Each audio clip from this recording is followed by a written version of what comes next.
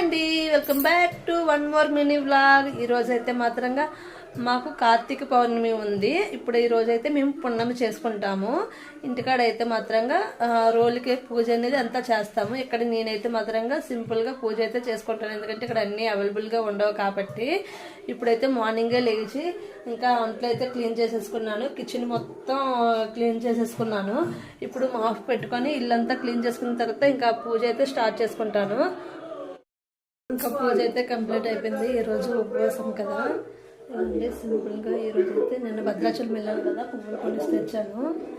పిల్లలకైతే పూజ అయితే అయిపోయింది. ఇప్పుడు ఇంకా వంటగదికి వెళ్ళాలి.